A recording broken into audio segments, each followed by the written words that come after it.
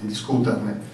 Intanto ci meraviglia appunto questa apertura, dato che è stata portata avanti attraverso i Rossomori da una serie di forze politiche che noi reputiamo senz'altro storicamente e politicamente corresponsabili della situazione della Sardegna attuale.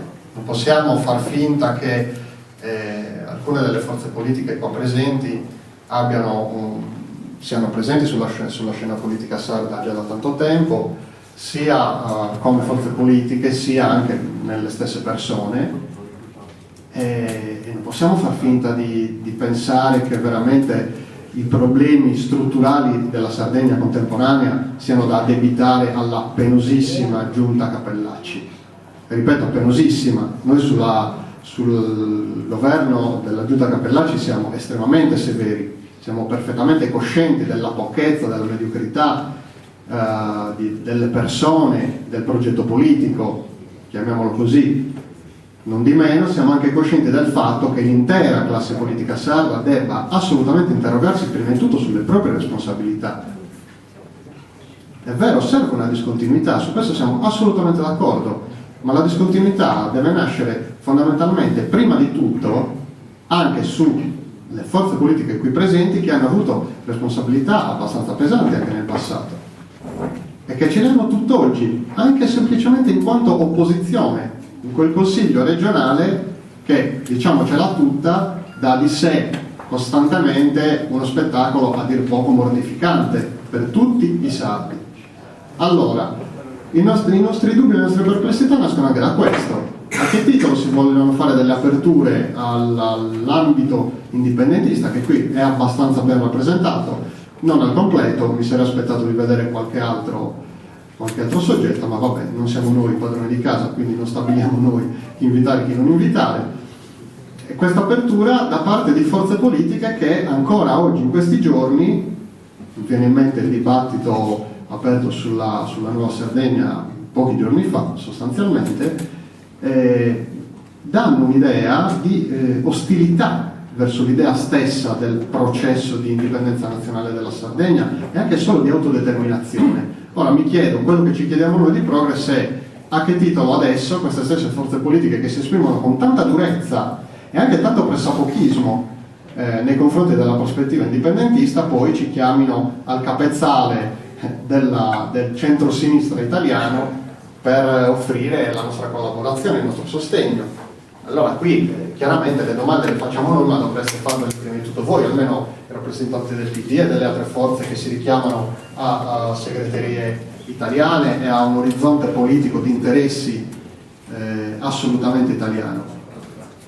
Stiamo parlando di discontinuità, abbiamo sentito tante cose molto condivisibili, senz'altro, su cui noi abbiamo fatto le nostre dichiarazioni, abbiamo fatto le nostre proposte già da tempo. Ci fa molto piacere che adesso ci stiano arrivando un po' anche tutti gli altri, perché noi consideriamo che la nostra prospettiva politica abbia un senso solo in quanto rivolta a tutti i sardi. Non ce ne frega niente di continuare a parlarci tra indipendentisti grosso modo le cose le sappiamo, ci intendiamo, la maggior parte dei concetti sono condivisi, ma ci sono tutti gli altri sardi da convincere, non solo e non tanto della prospettiva indipendentista, ma veramente del cambiamento della politica, un cambiamento indispensabile, e qui sono d'accordo, subito.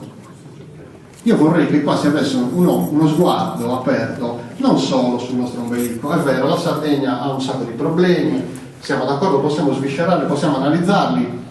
Per quanto ci riguarda, noi sappiamo che i problemi della Sardegna sono di natura strutturale e datano almeno da 200 anni. Sono problemi strutturali profondi e hanno la loro radice, una delle loro radici più profonde, nella situazione di dipendenza.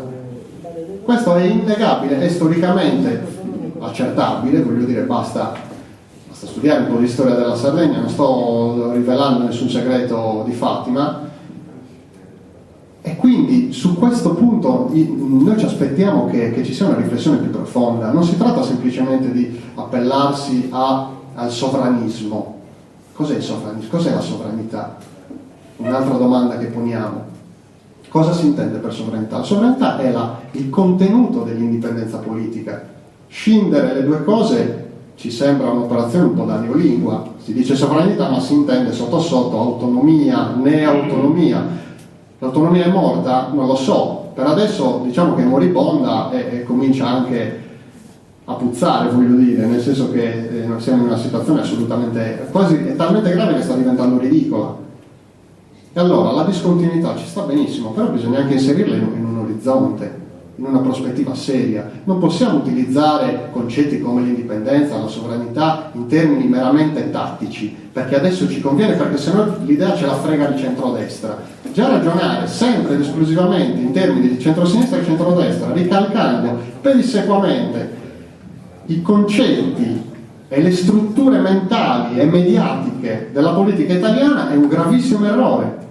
È un gravissimo errore, e se non prestate fede alle mie parole, che sono assolutamente opinabili, è chiaro, vi porto un esempio concreto. Le ultime amministrative hanno visto una serie di liste civiche, spesso animate da indipendentisti, se non composte totalmente da indipendentisti, che hanno avuto dei risultati che, bisogna essere onesti, nessuno si aspettava.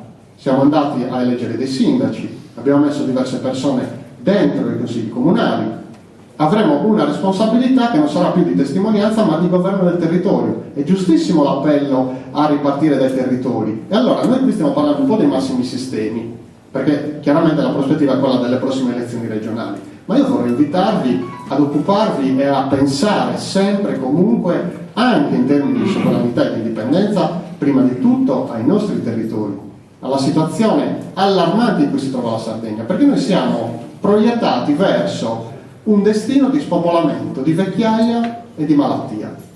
Abbiamo visto le proiezioni, no? Fra 40 anni noi saremo 1.300.000 abitanti, vecchi e malati sostanzialmente. Allora, questa tendenza noi vogliamo sconfiggerla, vogliamo fare in modo che non si realizzi mai. Dobbiamo essere anticiclici in Sardegna.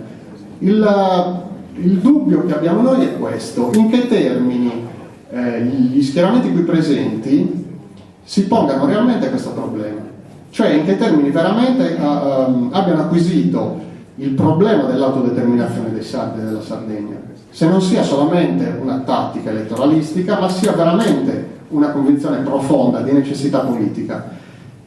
Gli interessi e le necessità della Sardegna sono strutturalmente inconciliabili con gli interessi e le necessità dell'Italia. Intanto perché siamo un'altra cosa geograficamente, la geografia viene sempre rimossa, ma noi siamo un'altra cosa. Fisicamente siamo un'isola che ha tra sé e l'Italia le acque internazionali. Già questo è un problema che sostanzialmente non viene mai preso in considerazione, eppure è determinante. Pensiamo alla questione dei trasporti. Per noi è assolutamente vitale. Ci rendiamo conto in che situazione ci troviamo? Allora, o si assume l'ottica della sovranità della Sardegna in termini di acquisizione di autodeterminazione concreta, e mi sta anche bene il percorso a tappe, intanto realizziamo quello che si può realizzare nella situazione giuridica e politica attuale, mi sta benissimo, cominciamo ad applicare lo statuto, l'articolo 8, l'articolo 9. Perché non fare una battaglia, per esempio chi siede in consiglio regionale, sull'applicazione immediata dell'articolo 9 dello statuto, interpretandolo nei termini più convenienti alla Sardegna, senza preoccuparsi delle eventuali obiezioni di Roma? È stata presentata una proposta di legge di iniziativa popolare in consiglio regionale. Siamo molto curiosi di seguire l'iter di questa proposta di legge e vedere che fine fa. Questa è responsabilità anche delle forze politiche qui presenti. Non è una cosa velleitaria, si tratta di assumere la responsabilità di offrire alla Sardegna uno strumento di governo, molto banale se vogliamo. La gestione e prima ancora la conoscenza delle proprie entrate fiscali, per esempio. Questa può essere una pratica sovranista che si potrebbe già attuare, ma lo chiediamo a voi di farlo, siete voi in Consiglio regionale. Perché non l'avete fatto finora, ci chiediamo. La risposta che ci diamo noi è questa: perché l'orizzonte dentro il quale scrivete la vostra azione politica è comunque un orizzonte italiano. Allora, il problema è questo: ci sarà da scegliere tra gli interessi e le necessità della Sardegna, e stiamo parlando di interessi e di necessità di tipo storico, e quelli dell'Italia. L'Italia io non lo so se si salverà nei prossimi 10-15 anni, è molto difficile. È molto difficile, perché sapete benissimo che l'Italia è oggi come oggi sostanzialmente fallita, con un differenziale tra i buoni del tesoro italiani e i Bund tedeschi a 450, l'Italia è tecnicamente fallita. Questo non significa che l'Italia verrà cancellata dalle mappe, dalle cartine geografiche, ma significa sostanzialmente che lo Stato italiano è uno Stato fallito, che non è fallito solo in termini finanziari, lo sappiamo benissimo, è fallito in termini storici. Se voi prendete le analisi di Gramsci e di Gobetti o di Salvemini sull'unificazione italiana, avete già lì tutte le risposte che vi servono, e stiamo parlando di 100 anni fa. Le cose non sono cambiate, la radice dell'esistenza stessa dello Stato italiano è marcia, diciamocelo chiaro. L'ostinazione della classe politica sarda di voler essere i più fedeli difensori di questo apparato, ad un certo punto sono anche patetica, sono autolesionista, è il complesso di inferiorità che ci vince. È stata evocata l'identità sarda. Signori, l'identità sarda non esiste, è un feticcio che è stato inventato negli ultimi 100 anni per nascondere, per mascherare i veri rapporti di produzione, i veri rapporti politici. Come feticcio noi dobbiamo abbatterla, non ce ne può fregare di meno dell'identità sarda. L'autodeterminazione dei sardi non ha niente a che fare con questo costrutto mitologico fasullo e tossico. Lasciamo perdere. L'autodeterminazione dei sardi è un problema pratico, vitale, storico. Allora, vogliamo discutere di questo? Voi siete coscienti di cosa significhi inserire discorsi di sovranità dentro un progetto politico? Io spero che ne siate coscienti, perché l'esito di questo discorso è solamente uno: l'indipendenza politica. E non stiamo parlando di una bestemmia. Quanti sono gli stati di nuova formazione da che esiste l'ONU? Quindi dal 45 sino a oggi. Il semestre di presidenza dell'Unione Europea, da adesso fino alla fine dell'anno, sarà attribuito a un'isola del Mediterraneo con 800.000 abitanti, Cipro. Noi siamo piccoli e marginali, noi siamo grandi e centrali. Noi siamo insufficienti a noi stessi, nessuno è sufficiente a se stesso, neanche gli Stati Uniti, altro che parlare di rinazionalizzazione, queste cose qui. E gli Stati Uniti hanno 300 milioni di abitanti e un'infinità di risorse, lo sappiamo benissimo. Noi non ci interessa niente né dell'isolazionismo né dell'autarchia, noi vogliamo agire tutte le interdipendenze di cui abbiamo diritto verso tutto il mondo, e lo possiamo fare esclusivamente come soggetto politico riconosciuto a livello internazionale, il che significa uguale indipendenza politica, non ci sono vie di mezzo. Allora, vogliamo predisporre un percorso che ci conduca dall'attuale situazione al momento in cui potremo, nell'ottica del diritto internazionale, chiedere la nostra indipendenza politica. Ci sta benissimo, però le cose devono essere molto chiare. Se volete la nostra collaborazione, noi siamo disposti a darla solo ed esclusivamente se tutti i contraenti sottoscrivono una dichiarazione in cui si riconosce il diritto dei sardi all'autodeterminazione, che per quanto ci riguarda è la condizione sine qua non. Non vi stiamo chiedendo di dichiararvi indipendentisti, ma quantomeno di riconoscere il diritto dei sardi all'autodeterminazione. Questa è una condizione per noi dirimente. E poi chiaramente bisognerà intendersi sui programmi, sulle prospettive. Non si tratta solo del chi, perché sul chi noi abbiamo parecchie perplessità, perché il 50% dei sardi alle prossime elezioni non voterà.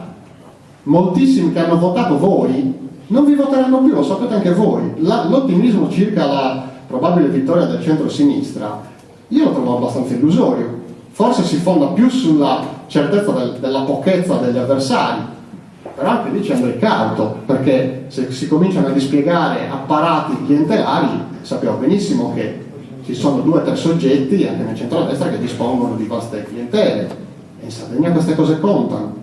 Allora, parliamo di programmi, parliamo di un orizzonte complessivo.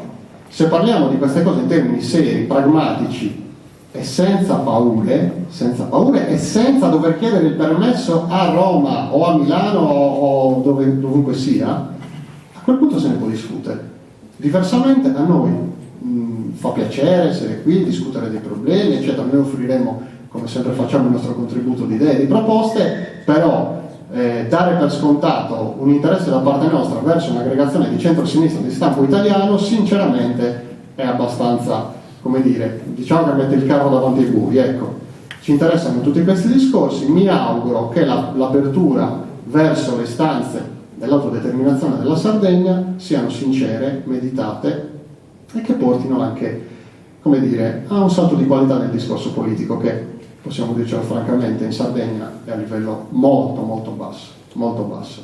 Quindi a queste condizioni noi siamo disponibili a discutere con tutti, chiaramente non stiamo discutendo solo con voi, siamo disposti a discutere, siamo disposti anche a concordare sui programmi, su punti programmatici specifici, non abbiamo nessuna difficoltà in questo senso, però la condizione è che sia riconosciuto il diritto dei sardi all'autodeterminazione. Questa è una condizione che noi vi poniamo anche come problema e vorremmo avere anche una risposta da parte vostra, e con questo per adesso ho concluso. Grazie.